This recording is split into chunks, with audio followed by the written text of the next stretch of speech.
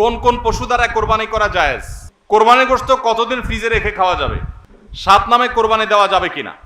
কোন কোন পশু দ্বারা কোরবানি করা জায়েজ? কোন কোন পশু দ্বারা কোরবানি করা জায়েজ ভাই? এটার উত্তর হলো কোরবানি করা যাবে ওঁট দিয়ে, যদি ওঁটের বয়স হয় 5 বছর। কয় বছর? 5 বছর বয়সী ওঁট। আর গরু দিয়ে কোরবানি করা যাবে, মহিষ দিয়েও করা যাবে যদি গরু মহিষের বয়স হয় 2 বছর।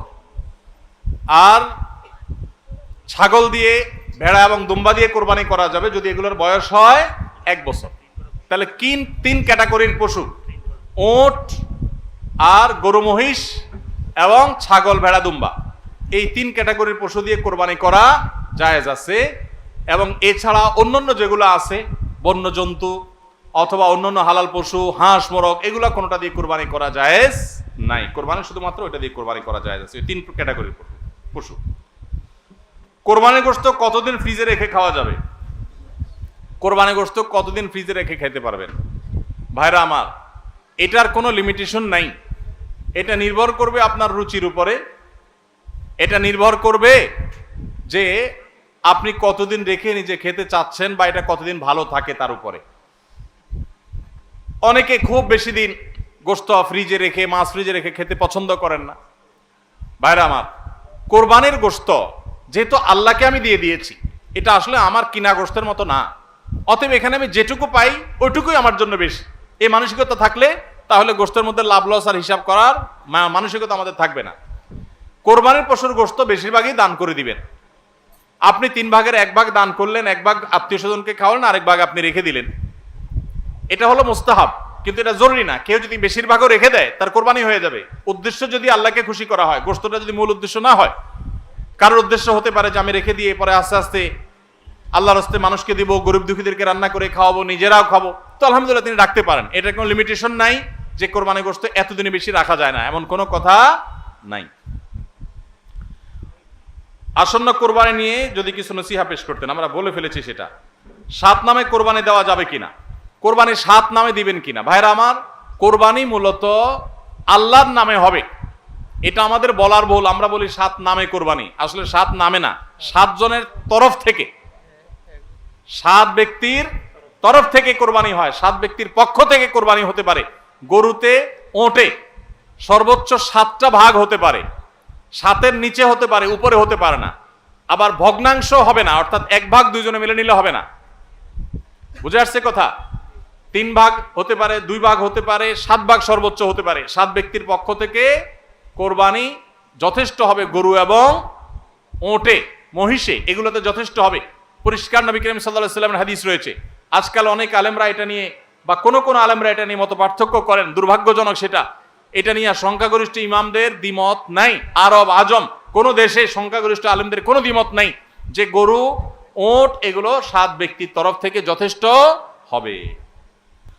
অভ্যাস করানোর জন্য কাউকে নফল ইবাদতের জন্য চাপ প্রয়োগ করা জায়েজ আছে কিনা?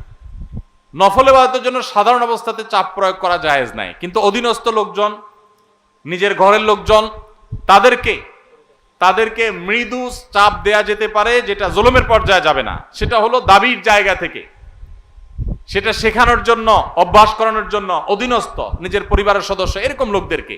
তাও চাপ বলতে যেটা বুঝায় যে জবরদস্তি করলেন, কষ্ট হলেও তাকে করালেন, এটা করা জায়েজ নাই, কারণ এটা ফরজ ইবাদত না। নবী করিম সাল্লাল্লাহু আলাইহি ওয়াসাল্লাম রমজানের শেষ দশকে পরিবারের লোকদেরকে ঘুম থেকে ডেকে তুলতেন ইবাদতের জন্য, নফল ইবাদতের জন্য। তো এই টাইপের পরিবারকে আপনি আহ্বান করতে পারেন। এটা কিছুটা জোরাজুরি বলা যেতে পারে বাহ্যিক অর্থে, কিন্তু চাপ প্রয়োগ বলতে জুলুম যদি বুঝায় বা জবরদস্তি যদি বুঝায়, তো অভ্যাসের জন্য জবরদস্তি করানো জায়েজ নেই, কারণ বিষয়টা নফল। পিরিয়ড অবস্থায় মুখস্থ সূরা বা কোরআনে কারীম থেকে তেলাওয়াত করা যাবে কিনা? পিরিয়ড অবস্থায় কোরআন তেলাওয়াত করার ব্যাপারে জমহুর বা সংখ্যাগরিষ্ঠ ইমামদের মত হলো মা বোনরা পিরিয়ড অবস্থায় কোরআন তেলাওয়াত করবেন না। তারা কোরআন তেলাওয়াত শুনতে পারেন, তারা ইসলামিক বই পুস্তক পড়তে পারেন, তারা অন্যান্য দ্বীনি বই, তাফসীর গ্রন্থ, হাদিস গ্রন্থ পড়তে পারেন, দোয়া দুরূদ জিকির আজকার সব করতে পারেন, কিন্তু কোরআন তেলাওয়াত তারা করবেন না, কোরআন স্পর্শ করবেন না। এটা হলো জমহুর এবং সংখ্যাগরিষ্ঠ ইমামদের মত।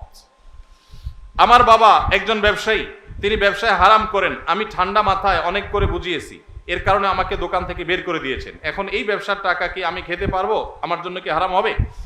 পুরো ব্যবসাটা যদি হারাম হয় এবং হারামের উপরে দাঁড়ায় থাকে, তাহলে আপনি নিজে যেহেতু দোকানদারি করতেছেন তার মানে নিজে কিছু করতে পারবেন, তাহলে আপনার জন্য জায়েজ নাই। আপনি প্রাপ্তবয়স্ক হলে আপনার বিকল্প উপার্জনের পথ আপনাকে খুঁজে বের করতে হবে। আপনি টিউশনি করে হোক, অন্য জায়গায় চাকরি করে হোক, নিজের হালাল উপার্জন করবেন। হারাম, সম্পূর্ণ হারাম হলে সেটার উপর নির্ভর করতে পারেন না। হ্যাঁ, দুই একটা আইটেম হারাম আছে, ম্যাক্সিমাম হালাল, এরকম যদি হয় তাহলে সেক্ষেত্রে আপনার জন্য এটা সম্পূর্ণ হারাম হবে না। কিন্তু বাবাকে হারাম থেকে ফেরাতে পারছেন না, পরিপূর্ণ হারাম, তাহলে নিজে বিকল্প উপার্জনের পথ খুঁজে বের করবেন। কোনো কারণ ছাড়াই এই গ্রামের 3টি মসজিদে ঈদের জামাত অনুষ্ঠিত হয়, অথচ এই গ্রামে পূর্বে সবাই একত্রিত হয়ে ঈদগাহে সালাত আদায় করত। এ নিয়ে গ্রামের মানুষের মধ্যে বৈষম্য, মতপার্থক্য দেখা দেয়। ফলে গ্রামের মানুষ একে অন্যের উপর রাগ, ক্ষোভের সৃষ্টি হয়। ভাইরা আমার, একই গ্রামে 3টা ঈদের নামাজ হয়, 3টা মসজিদে ঈদের নামাজ হয়। আগে সব মসজিদের মুসল্লিরা মিলে একটা ঈদগাহে নামাজ পড়তেন। অবশ্যই আগেরটা অধিকতর উত্তম ছিল, এখন যেটা হয় সেটা উত্তম নয়। ঈদ এটা নিয়ম হলো মাঠে হবে, মসজিদে হবে না। কোনো কারণ ছাড়া মসজিদে ঈদের নামাজ আদায় করা এটা সুন্নাহর খেলাফ, মাকরুহ। ভাইরা আমার, নবী করিম সাল্লাল্লাহু আলাইহি সাল্লাম ঈদের নামাজ পড়ার জন্য মাঠে বের হয়ে যেতেন। আজ শহর তো শহর, গ্রামে মাঠ আছে, ঘাট আছে, চাইলেই অনেক সময় মাঠে নামাজ পড়া যায়, খোলা মাঠে নামাজ পড়া যায়, কিন্তু ওই মসজিদে নামাজ পড়েন। ঈদের আনন্দটাই তো মাঠে ময়দানে যাওয়ার মাধ্যমে। প্রত্যেক মসজিদে মসজিদে ঈদের নামাজ পড়া এটা কোনো উত্তম কাজ না। উত্তম হলো কয়েক মসজিদের মানুষ একত্র হয়ে একটা উন্মুক্ত জায়গায় নামাজ পড়বে, এটাই হলো সুন্নাত। ওইটা সুন্নাত না। মসজিদে মসজিদে ঈদের নামাজ পড়া এটা কি না? সুন্নাত না। অতএব আপনাদের এলাকাতে আগে যেটা হতো সেটা সুন্নাত, আবার যদি আপনারা সেটা প্রতিষ্ঠা করতে পারেন ভালো হয়। ভাইরা আমার, কেন মসজিদে মসজিদে ঈদের নামাজ হয়? কারণ কি? কারণ একেবারে পরিষ্কার। কারণ হলো সব মসজিদের কমিটির লোকজন তারা সবাই নেতা হতে চায়, কেউ কাউকে মানতে রাজি না। আরেক ঈদগাহে যদি যে নামাজ পড়ি তাহলে তো আমাদের ইজ্জত থাকবে না, তাহলে তো আমাদের সম্মান থাকবে না, মুখ থাকবে না। এই কারণে অনেকে দেখা যায় যে তারা নিজেরা সভাপতি, সেক্রেটারি, নিজেরা মোড়লগিরি, মাতবরগিরি করবে, এই জন্য নিজের মসজিদে জামাত শুরু করে দেয়। মোড়ল মাতবরগিরি করার যদি উদ্দেশ্য হয় তাহলে এটা কিসের ইবাদত? ইবাদত যদি নবী করিম সাল্লাল্লাহু আলাইহি সাল্লামের আনুগত্যের নাম হয় তাহলে আপনার মসজিদে নয়, বরং সেটা মাঠে হবে। প্রত্যেক মসজিদ মসজিদ না, কয়েক মসজিদের মানুষ মিলে ঈদের নামাজ হবে। দেখুন, ইসলামের নামাজের ব্যবস্থাপনাটা এত সুন্দর। 5 ওয়াক্ত নামাজ পাঞ্জেগানা মসজিদে হবে। প্রত্যেক এলাকার ছোট ছোট ঘর বাড়ির, ছোট বড় ঘর বাড়ির লোকেরা তারা দিনে 5 বার একত্র হবে, কুশল বিনিময় হবে, একজন একজনের হালপুরসি করবে।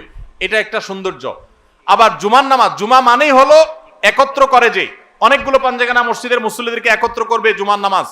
আবার ঈদের নামাজ হলো অনেকগুলো জুমার নামাজের মুসল্লিকে একত্র করবে, আরো বড় পরিসরে হবে, সেটা হলো ঈদের নামাজ।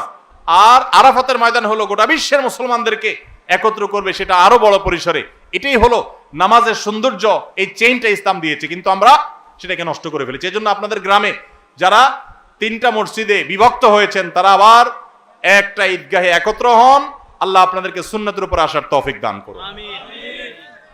একটু মনে